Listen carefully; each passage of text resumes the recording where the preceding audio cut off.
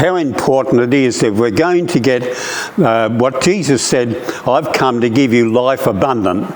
Now, we don't get that out of reading books or going to church or reading the Bible. We come out of a relationship. It's when we're prepared to give God the freedom to guide us in the track he wants us to walk.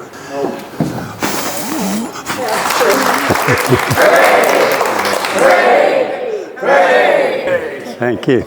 People actually, to come into a relationship with Christ, need to be born again. They need to go through that experience. It's not looking at all the teachings of the Bible and say, yeah, that sounds okay, or to read up various books on the Christian faith and said that seems logical.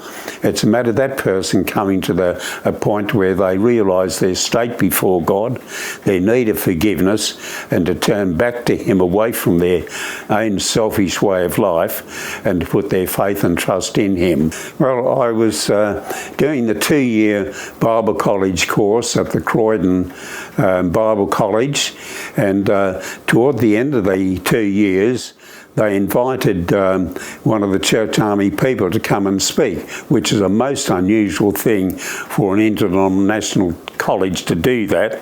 But they invited Dick Gould, he was the staff officer, to come and talk about Church Army. Now, I was in the process of thinking, what am I going to do after Bible college? And so when he got up and spoken about evangelistic work, at that stage I had a very strong involvement in beach missions for about 17 years. I counselled at each of the Billy Graham crusades, so I was well into that scene. And so when he mentioned that there was a lay ministry, because I didn't feel particularly called to a day ministry, called the Church Army, and they wanted more officers who would consider a calling in that area. So that kicked it off. And so in 1962 I was accepted and started in 63 to train. They originally told me that I would have to do 2 years college, 3 years single service, but after looking at my background and how things were shaping up, they said 1 year's training and 1 year single service before I could get married to my fiancée.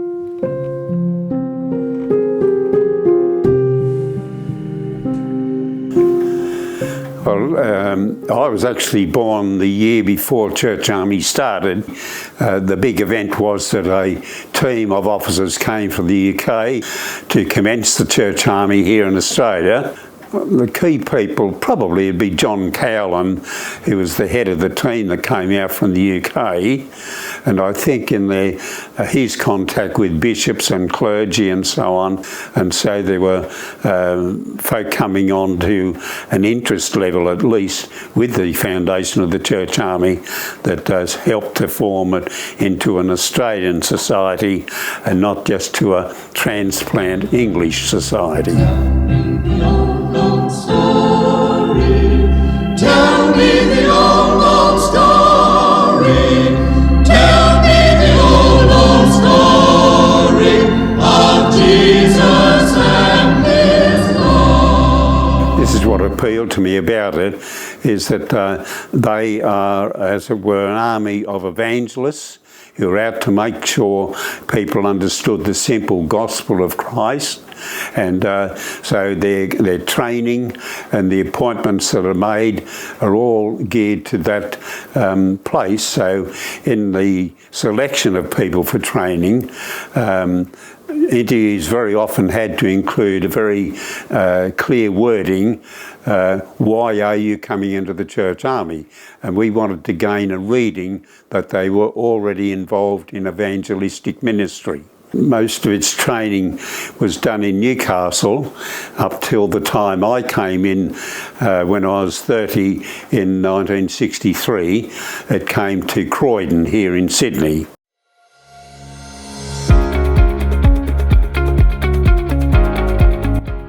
I think it could be true to say the Church Army was one of the first organisations in the Anglican Church to take on Aboriginal Christian workers. And so you had people like Alan and Norman Polgen, and then, after a while Arthur Malcolm came in, and various other Aboriginal people that came into training in Church Army.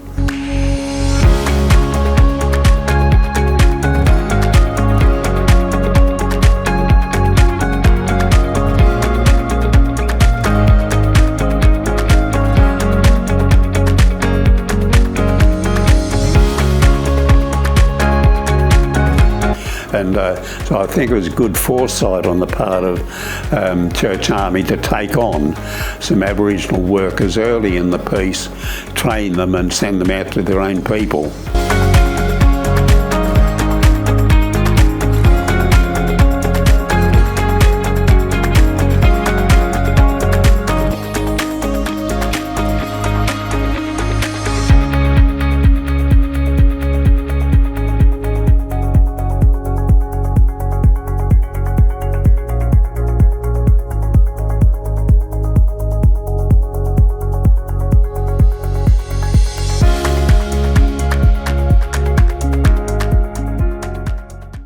Do you remember your first appointment as an evangelist? Yes, it was to St Peter's, East Sydney, which is an inner city parish, a very tough parish in many ways. It covered Darlinghurst, Woolloomooloo, at one time in many ways sort of a crime centre of Sydney. And I worked under the Reverend Bernard Judd there for 3 years, and most of my work there was door-to-door visitation. He did most of the preaching because he preached very well, but I was responsible for a Christian Endeavour group to run that for the parish, and a lot of visitation. Schools work was involved, and that was a big challenge because I'm not a teacher by background. I had 10 years in the clothing trade before I came into Church Army, and so going to places like Sydney Boys High and Sydney Girls High with their high academic condition, not easy for a person in my position to tell them what God says about things.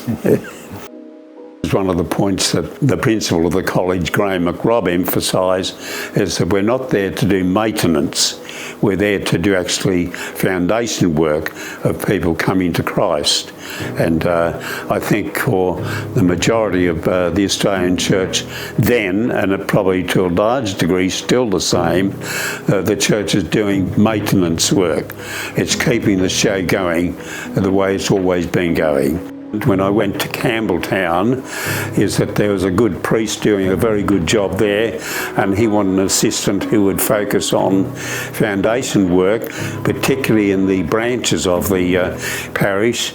So after my time there, I was asked to actually go down to the branch church at Minto and focus my attention down there in the event of wanting to separate that into a parish on its own.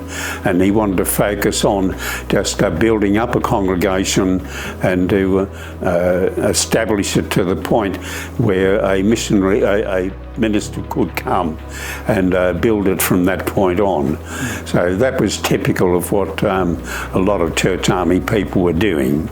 I'd love to have stayed there, but Church Army said, we want you in the office to be staff officer in administration during Dick Gilt's time there. And so in some way, grudgingly, I left that parish at Minto. I'd love to have had another couple of years working there. And what was your role as a staff officer? Was manifold because he was a staff officer and administration. So I was responsible for finance as well as the actual running or organisation of things. I used to write a letter of appreciation to donors every time they came in, and I did that every month. I changed the content of the letter. But I think above all, I received any inquiries about somebody to come on staff in a parish or some other area of work, and I had to check that out as to its suitability, and then to look around the students that were going through or officers that are around to see who might fit that particular job. I did quite extensive visiting Australia-wide. It meant even on occasion to Western Australia and North Queensland and down to Tasmania and so on.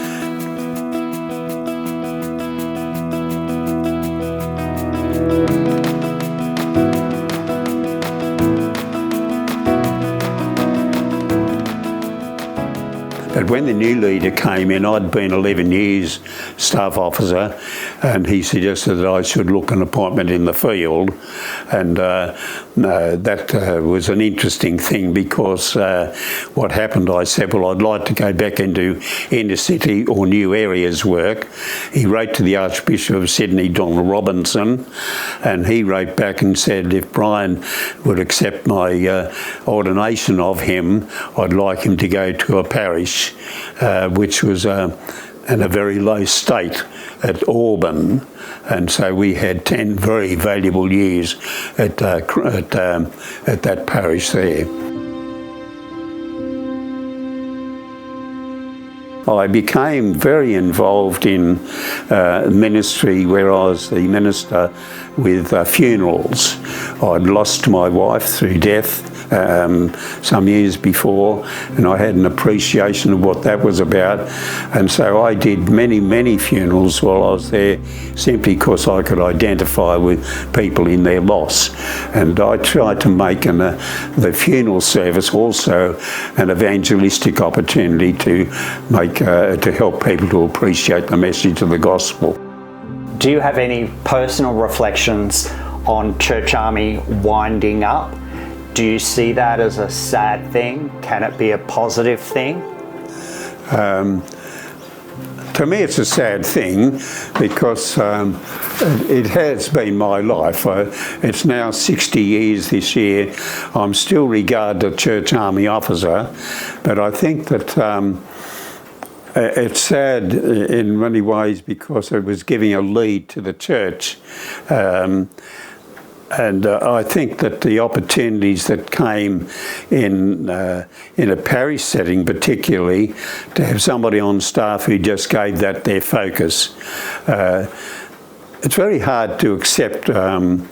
From my point of view, I felt Church Army was going through a peak period in the 80s with Gilbert Page leading and Graham McRobb in the college, that we saw some good stuff, as it were, amongst people coming into training. So that's all ceased, but my wife actually grew up in the Sydney City Mission.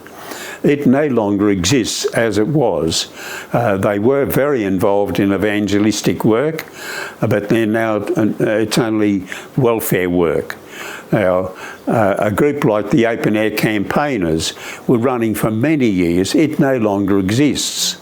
So some areas of work do come to an end, and we either accept that as a thing that you blame somebody for, or you might have to accept that the Lord wants it that way. As you know, we went through the loss of one of our sons at 49 years of age, and I know he fought against what was happening. They diagnosed him with a cancer condition, and they said to him, you have 9 months to live. Now, they did try some treatment on him.